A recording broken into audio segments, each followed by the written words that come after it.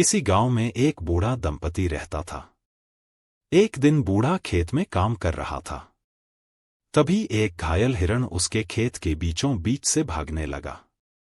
जब हिरण उसके करीब से जाने लगा, तब बूढ़े ने फुर्ती से अपनी कुदाल से उसके सिर पर मारा। हिरण वहीं ढेर हो गया। बूढ़े ने मृत हिरण को तुरंत झाड़ियों में छुपा दिया।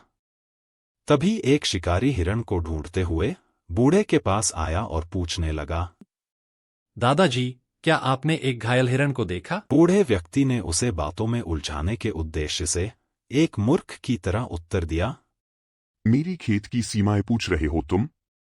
खैर, पूरब की सीमा यहाँ है और वहां पर पश्चिम की। पर तुम मेरे खेत की सीमा क्यों पूछ रहे हो? नहीं नहीं दादाजी, मैं खेत की सीमा नहीं पूछ रहा, एक घायल हिरण के बारे में पूछ रहा हूं, जो इसी खेत में आया था। ये सुनकर बूढ़ा फिर मूर्खों की तरह जवाब देने लग गया, मुझे पता है कि तुम्हारा क्या मतलब है, यही न कि इस बार फसल अच्छी होगी कि नहीं। लेकिन मैं यह अभी से कैसे कह सकता हूं, ये सब तो भगवान पर निर्भर करता है। नहीं, मैं फसल के बारे में नहीं, घायल हिरण के बारे में पूछ रहा हूं दादाजी। शिकारी ने खींचकर कहा। मैं अब और नहीं रुक सकता। शाम होने वाली ही है और मुझे भूख भी लगी है। मैं घर जा रहा हूं, तुम चाहो तो मेरे खेत में रुक सकते हो। यहां रुककर तुम्हें सारी रात मिल जाएगी, खेत की सीमाएं और फसल के बारे में पता करने के लिए। बूढ़े आदमी ने कहा। इतना कहते हुए वह घर की ओर चल दिया। किस मूर्ख से पाला पड़ा है। बूढ़े के चक्कर में मैंने हाथ आए शिकार को गवा दिया। लगता है आज रात भूखा ही सोना पड़ेगा। ये सोचकर उसने भी अपना रास्ता ले लिया। घर आकर बूढ़े ने अपनी पत्नी से कहा, कल सुबह तुम मुझे जल्दी उठा देना। मैं एक हिरन मारकर जंगल में छुपा आया हूं। सवेरे जाकर मुझे उसकी बोटी बोटी काटकर उसे घर ले आना है, ताकि कल हमारी अच्छी सी दावत हो जाए। पत्नी ने उसे सुबह जल्दी उठा दिया और काम पर भेज दिया। बूढ़ा खेत में चला गया। उसने मरे हिरण के शरीर को कई टुकड़ों में काट डाला।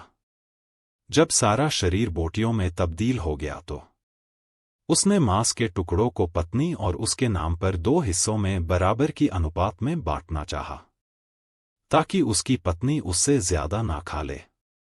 पहले उसने अपना हिस्सा लगाना शुरू किया। अपने दैनिक कामों के आधार पर एक एक बोटी गिनती करते हुए अपना हिस्सा अलग करने लगा। यह सुबह मुंह धोने के लिए, यह तंबाकू चबाने के लिए, यह मवेशियों को खेतों में भगाने के लिए, यह टुकड़ा खेत जोतने के लिए। इस तरह उसने अपने दैनिक कामों के आधार पर अपने हिस्से का मांस अलग किया। फिर उसने अपनी बूढ़ी पत्नी का हिस्सा लगाया, यह सुबह मुंह धोने के लिए, यह तंबाकू चबाने के लिए, कपास की कताई के लिए, यह कपास की धुनाई के लिए, यह कपड़ा बुनाई के लिए, यह खाना बनाने के लिए, यह कुएं से पानी निकालने के लिए। गिनती करने पर उसने पाया कि पत्नी के हिस्से में उसके हिस्से से कहीं अधिक मांस आ गया है। यह देखकर वह क्रोधित हो गया। उसे विश्वास नहीं हो रहा था कि एक महिला का हिस्सा पुरुष के हिस्से से बड़ा कैसे हो सकता है। उसने 2 हिस्सों में बंटे मांस के टुकड़ों को फिर से एक किया और नए सिरे से विभाजन करना शुरू किया। इस बार फिर से उसने अपना हिस्सा अपने दैनिक कामों के आधार पर अलग किया। इस बार भी वो संतुष्ट नहीं हुआ। उसने फिर से सभी गोश्त को एक साथ मिलाया। हर बार एक हिस्सा ज्यादा और एक कम बैठता। हर बार उसकी पत्नी का हिस्सा ज्यादा बैठता और उसका कम। उसने बार बार विभाजित किया, लेकिन एक बार भी हिसाब बराबर नहीं बैठा। हिस्से के बंटवारे के चक्कर में दिन ढल गया। शाम हो गई। दूसरी तरफ दिन ढलने पर भी जब पति घर नहीं लौटा तो पत्नी आग बबूला हो गई। काफी इंतजार करने के बाद फिर उसने मुर्गी का इंतजाम किया और खाना बनाया। दूसरी तरफ बार बार अलग करने और मिलाने के कारण मांस गंदा हो चुका था, जिस पर बूढ़ा चीखते हुए खड़ा हो गया और अपने आप से कहने लगा, मेरे साथ ऐसा क्यों हो रहा है? सब बर्बाद भी हो गया। पूरे दिन की मेहनत खत्म हो गई। अब घर ही जाता हूं, आज लगता है अचार के साथ ही रोटी खानी पड़ेगी। सब्जी तो कोई बनाई नहीं होगी बीवी ने। ये मांस तो अब गंदा हो गया है, इसे यही छोड़ देता हूँ, लगता है आज कुत्ते ही इसकी दावत उड़ाएंगे। ये बोलकर बूढ़ा सब वहीं छोड़कर घर की ओर चल पड़ा। घर पहुंचकर पति जब खाने के लिए बैठा तो मांस देखकर हैरानी से पत्नी से पूछा।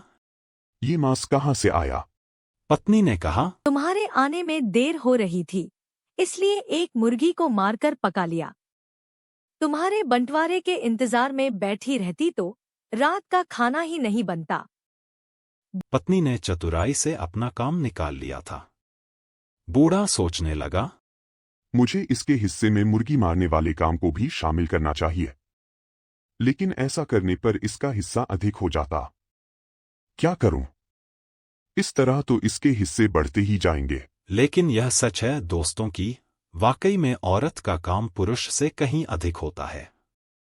वह मुसीबत में भी तुरंत फैसला करके कोई ना कोई रास्ता निकाल ही लेती है। उसका यह हिस्सा भी गिनती में आना चाहिए।